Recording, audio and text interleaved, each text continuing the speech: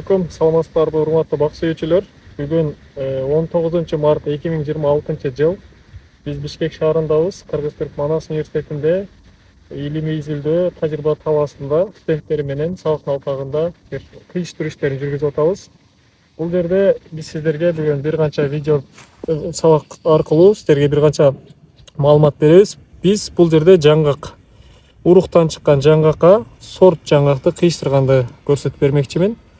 Эми азыр бул даяр эле материал, кесип аласыздар 2-2,5 сантиметрде эки тарабын уктап аткан мезгил болуш керек. Асты дагы, үстү дагы. Эгер бул сорт ысык аймакта, түштүк Кыргызстанда өскөн болсо, анда буну эртерээк алып холодильникке салып коесуздар. Айтор эки тарап тең уктап аткан болуш керек. Бул тарап бир аз суу жүрүп баштаптыр. Суу жүргөндөн кийин ыйлоо, каноо деген процесс бар. Башкача айтканда кескенде суусу чыгып токтобой чыга берет. Жаңгак менен жүзүмдө ушундай маселе бар да. Ошондой болбош үчүн февралдын этеги март айынын башына жасалат бул улуу ыкмасы. Түркчө дилжикли инглиз ашы деп коет, зигзаг формасында кыйыштыруу. Эми бир аз могул жерден жакыныраактан тарталы эле, могул фокустан берели. Бул жерде карасаңыздар, бул жерде биз эмне кылдык? 3төн 2 бөлүгүн моундай бычагыбыз менен кесип алдык.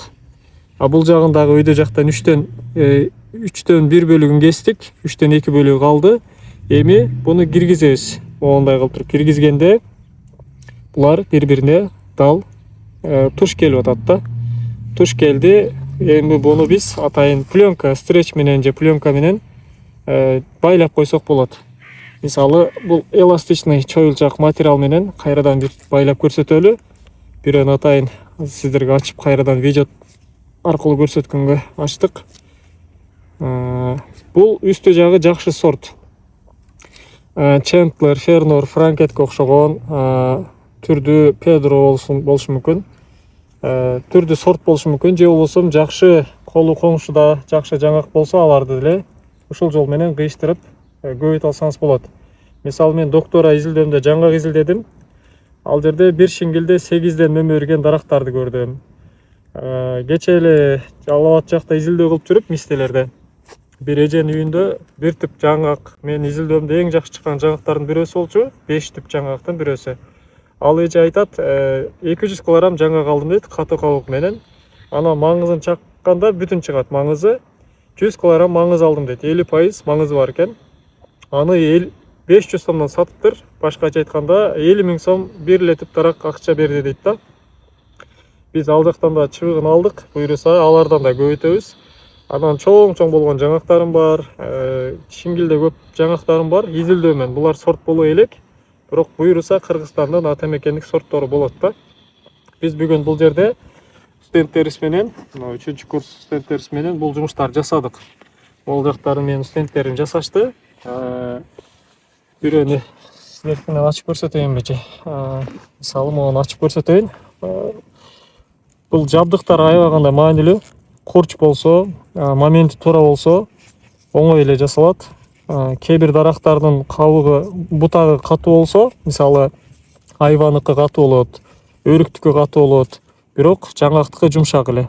Бул жакшы бир аз бекемделбей калыптыр. Ол туш келген, бирокчу негизгиси сызыктары бири-бирине туш келип атат да. Бул жакта камбий деген катмар бар. Ушул камбий деген катмар бири-бирине жакшы дал келгенде жакшы кыйшылат, жакшы уланат. Оны дагы бир аз бастырып койсок, дагы бекемирээк болот. Муну кайрадан ороп койсок болот. Анан муну азыр мен ороп коем.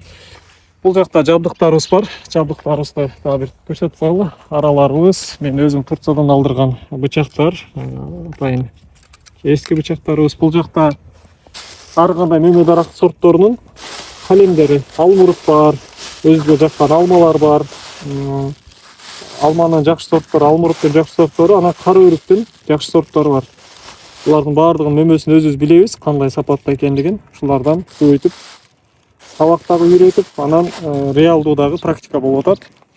Бул жер боюнча кыскача маалымат айта кетсем, бул жер менин ошол бакалавр студентимдин жумушу болчу. Бишкектин четинде аларча конушундагы жаңгактардан изилдегенбиз. 23 дана жаңгакта сортундагы анан подбой кыйоо асты өзгөчөлүгүн аныктаганбыз. Ар биринен 10 Мисалы, могул жерде карасаңыздар, бул жер жол. Бул 10 дана көчөт бир дарактан алынган өсүмдүк. Булардын бойлору баары бирдей болуш керек, биринчиси. Экинчиси, могул жерде кыйыштыра турган калыңдыктары тезирээк жооноруш керек да. Канчалык тез жоонорсо, анан бойлору бирдей болуп өссө, жакшы болот. Бири узун, бири кыска болсо, бири тез жооноруп, бири жай жоонорсо, бул жакшы эмес жаңгакта. Кыйоо асты селекциясында ушундай нерсе бар. Анан бул жакта да беремени көрсөтүп берели. Бул жакта былтыры кээ бир жаңгактарыбыз мөмөтүйдү экинчи жылы. Анан биз могул жерге жайында практикалык студенттерибизге көрсөтүш үчүн шакекче формасы менен кыйыштырганбыз. Могул бөлүк сорт. Мындайча айтканда, бул уруктан чыккан жаңгакка биз шакекче аркылуу кыйыштырдык. Ал шакекчеде бул дагы шакекче. Бул бир аз жайыраак өстү, бул жакшы өстү. Себеби могул жерде жапайы жагынан чыккан бутактар азыкты сора берген. Мен кийин отпускадан келгенде могул эки жерин сындыргандан кийин бул бир аз көбүрөөк өстү. Бул убагында эле тазаланган экен, тазалаш керек кыйыштыргандан кийин. Бул жагында чыккан бутакты тазалап койсок, бул кыйыштырылган жер жакшы өскөн. Карасаңыздар 1 метрге жакын. Сону бул өскөн. Абдуллах теге мен алып келген. Жаңа кыйыштыргыч бычакты. Бул жайында жасалат. Буну көбүнчө июль айларында, август айларында жасаса болот. Жок, эки эме барго. Бар бекен, жалып келбепминби? Буну могул жерде ушундай эле бычактан 2 данасы болгону болот. Ал менен синхронно кабыгын сыйрып туруп, билезик деп коет, могул колго таккан саат же билезиктей алып ыргытып саласыздар дагы.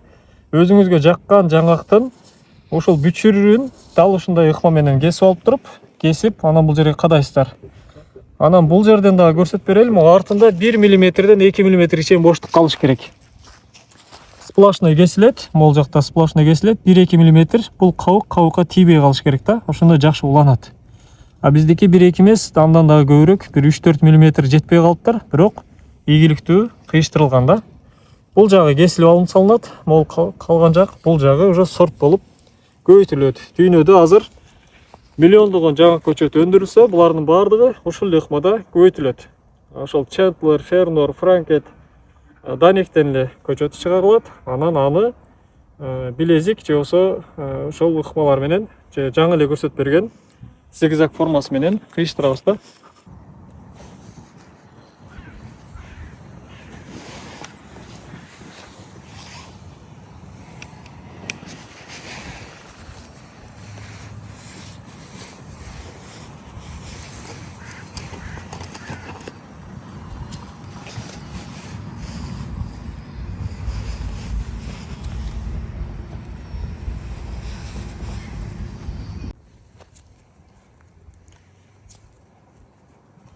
Ава кирбеш керек.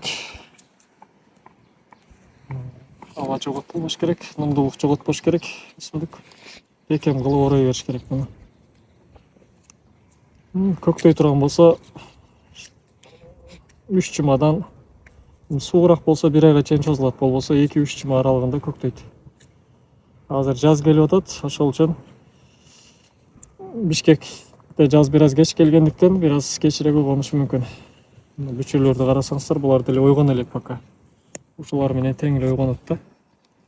Негизи кыйыштырылганда эң жакшы кыйыштырылуу температурасы 26 градус. Себеби ошолдо каллус жакшы пайда болот. Клеткалар монтип көбүп, бири-бири менен жабышат да, связь болуп, быжылдапчы. Ошо 25-26 градус болот.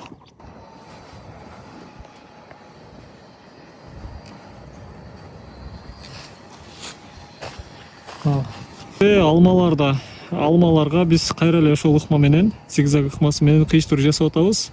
Үстү жагы Галавал деген августтун 10-уна бушкан, өзү менен өзү чаңдашкан жакшы сорт. Булар эрте бушкандыктан баасы да кымбат болуп атат Кыргызстанда. Бул асты жагы спорт түрүндөгү сорт, Red Chief Super Small спорт түрүндөгү кадимки кызыл алма, сентябрдын 15-20-сына бушат. Биз ошого Абдуллах студентим кыйыштырып аткан жайкы чоң-чоң алма, жайкы июлдарда бушат, бул болсо августта бушучу алма. Аларды кыйыштырып атабыз.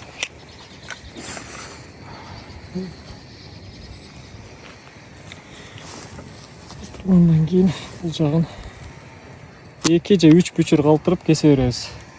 Аябай көп қалтырып қойсақ, азық жеткіре албай, жақсы өспей қалады. Бұл жері уланса 1, 2, 3 тажамаудан кесеткенбіз. Үстіне же садовый бар, же масляный краска менен сүйкөп қойса болады бұл жағын. Суны жоғалтпай, оору зыян кечкирбеш үчүн.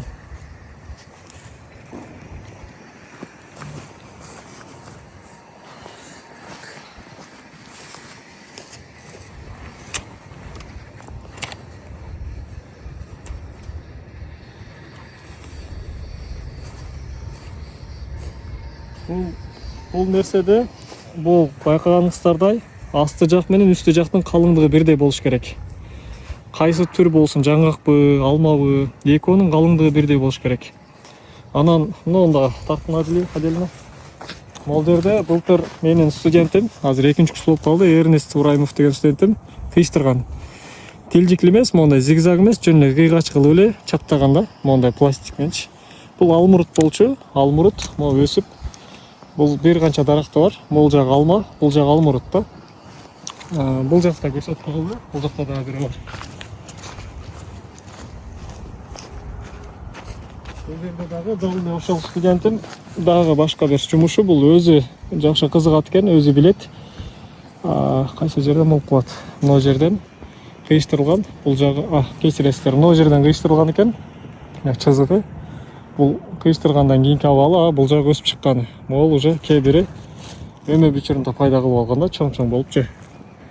Бұл жағы алмурут. Мына жерден чызыгын дагы көрсөтүп койгон. Мына кыйштырылган жери. Оңгон жери да. Мол жерде көрсөтүп эледим. Бул жерде болсо, бул үстүңкүсү экен. Мол жерде стендтерди үйрөткөнбүз. Стендтерди өзү жасады.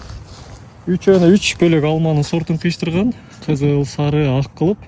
Алардын баары көктөдү, бирок быйыл бутуп атканда башка студенттерибиз адашып кесип алышыптыр, билбей. Бул жак кабык асты менен кыйштырган. Могу кабык апрелдерде жасалат булукпа, аны башка кийинки видеолордо көрсөтүп беребиз. Бул жерде дагы бирөө бар болчу. Муну мен өзүм студенттерге жасап көрсөткөнмүн. Бул алма, кызыл алма, бул болсо алмурут. Экөөнү тең кабык асты менен кыйштырганбыз. Кабык асты деп коебуз. Бул апрель айларында жасалат, бирок чыбыкты жакшы сортту эртерээк алып туруп, буну холодильникте сактайбыз, морозильникте эмес. 0 градустан 4 градуска чейин апрель, майдын ортосуна чейин сакталат булар. Андан кийин бүчүр ачып башташат. Холодильник ичинде турса делечи. Буларды кабыкты чызып туруп эле кабыкка жайгаштырып ороп коебуз. Бул жагына топурак толтуруп, 2-3 жумада булар көктөп баштайт да. Бул ошондон бир көрүнүш. Алмурут, алма. Бул дагы студенттерибиз менен сабактан окуганда жасаган жумуштардан.